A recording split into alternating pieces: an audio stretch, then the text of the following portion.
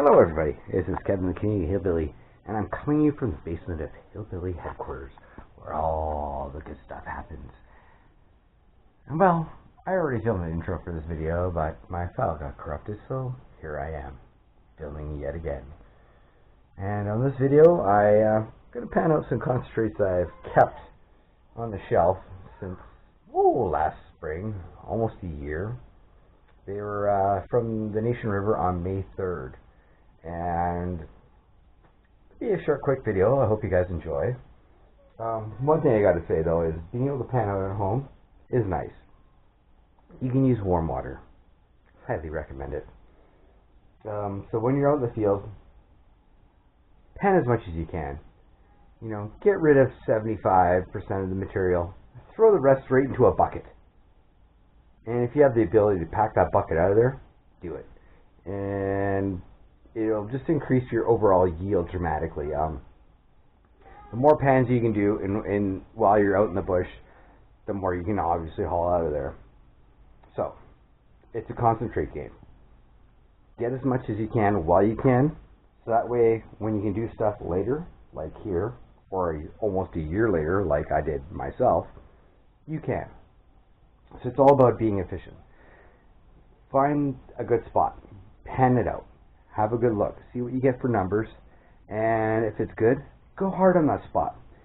You know, do 5 or 6 pans. Then do another check. Still showing good signs? Keep going. And keep that up until the spot basically, flattens out and goes dry. And that way you can maximize your yield. Bring stuff home. Clean it out when you can. Enjoy the process. You can sit at home, listen to music. Get drunk, have fun, enjoy it. That's the whole thing. But when you're out in the field, you got to be responsible. You got to be safe. You can't be drinking, obviously, because sometimes you're hiking in and out of riverbeds and creeks and shit like that, and it's just you got to be on point, man. You got wildlife out there. You know what I mean? It's just crazy. At home, it's a free for all. If you don't get it all done, who cares? Do it tomorrow. It's a luxury.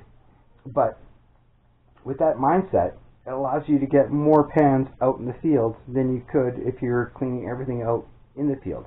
And when you're at home, you can use surfactants. You don't have surface tension on your water. You get more fine gold that way. So it's logical, it makes sense. So get the most bang you can for your buck and do what you can while you're outside in the field. Fill up that bucket. And that's what I'm hoping to do. And in the next few days here, I'm so lucky. I'm looking forward to this so much. I'm going to Hope, BC. And from Kamloops to Hope, I'm going to be going through the Fraser Canyon on Highway 97 South, which gives me the Linton Panning Reserve. I'm so pumped. I'm like, the Linton Panting, the Linton Panning Reserve, and then you got Yale, and then Hope, where I'll be staying for a week. And so I'm going to be doing as much filming as I can from all these different locations, just to get as much in as I can while I can, because it's been a long time since I've had some effective and efficient gold panning. Last summer being stuck in Alberta and being able to pan in the North Saskatchewan River, it wasn't the greatest. Not like I get back home here. And definitely not like it is down south down there. So I'm really looking forward to this opportunity to going down south. Not only working, which is a bonus, but also being able to go gold panning on some great historical ground. So I'm really, really pumped. I'm looking forward to this, and I hope you enjoy this video. It's going to be short and sweet because panning is very boring. It's a very slow, tedious process. The Nation River is chock full of black sands. I use a magnet and I pull out whatever I can. Then I dry this out. And once it's dry, then I put it through a magnetic separator. And so whatever material is left in there, I can pan it out again.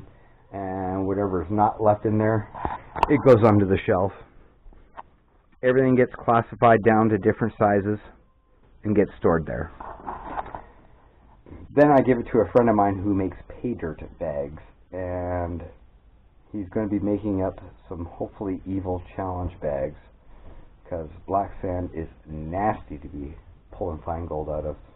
And Yeah. Oh yeah. Also, there's a lot of good garnets in my little collection here that I accumulated from the Nation River. The Nation River's got lots of black sand, a little bit of gold, and lots of garnets. And it's a real beautiful location. It was even more pretty before the forest fire ripped through there. So if you have a chance, check out some of my earlier videos about the forest fire and the damage it did. And I don't want to lament on all the stuff I lost in that fire because it was a lot. Pumps. My beautiful high banker that I got from Paul Jarvis from Adventures in Gold Prospecting. Camping gear, cooking gear, fishing gear, so much different mining gear. It was just an utter devastational loss of thousands and thousands of dollars that I know I'll never recoup. So it's just about, doing the best you can with what you got, and that's pretty much my mantra. And that's what I do. So yeah, I'm gonna quit rambling on. I'm gonna let you guys watch the first few clips of this, the first pan. Like I said, it's a very, very slow, tedious processing, panning this stuff out. I pull as much of the magnetite out as I can, and then I pan off the rest of it, and then I get a nice little chunk of gold at the end of it. And so I hope you enjoy, and it's been a while since I made gold content, and I'm so looking forward to getting down south to make some more of it for you guys. And I hope you enjoy the video. Now a little bit of gold in there. This is the first pan. Looking pretty good. That's from the concentrates on May 3rd out of the Nation River. And I got a whole pile yet to go. So I'm going to find me a snuffer bottle, put this gold into the snuffer bottle, and keep on a trucking. Well, I am on my last pan. The jar is empty. The dirt's in there. One thing I say it's nice about panning at home is you can use warm water. It's much nicer on the hands, and it's a lot quieter. You can check on your kids, and it's a much nicer place to be.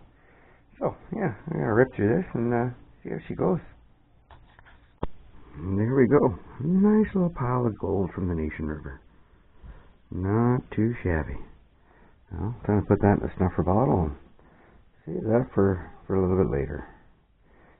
I usually like to get a little bit before I dry it all out and then throw it on a scale. But that's a good start. I'm kind of happy with that. It looks good in the pan, doesn't it? Well, I guess this is the end of this cons cleanup video. I'm saving all my black sands. I'm going to dry this out and run through my magnetic separator.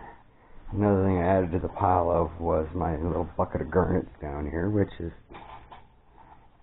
slowly growing nicely. I got way more of them upstairs, but some nice little rosy ones in there.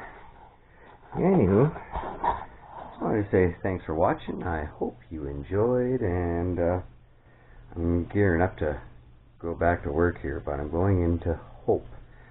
So hopefully along the way I get to make a few pit stops at a bunch of different public panning areas. I'm hoping on hitting Linton, Yale, and of course I'll be in Hope, so I'll save Hope too. So that's 3 awesome places I'm really looking forward to going along the way that I've never been before. So hopefully everything goes well with this trip, because I'm really looking forward to the potential of finding gold in these different locations in places that I've never been before. And these are legendary gold rush places from BC, so I'm really pumped and looking forward to this trip. And also along the way down I get to visit my buddy Shane of the Rediscoverers, and hopefully while I'm down in the lower mainland area I get to bump into a few other YouTubers, and hopefully I can do a collaboration video with them as well, which I'm getting pumped just thinking about it. So anyways, thanks for watching, and I'll see you guys next time. Bye.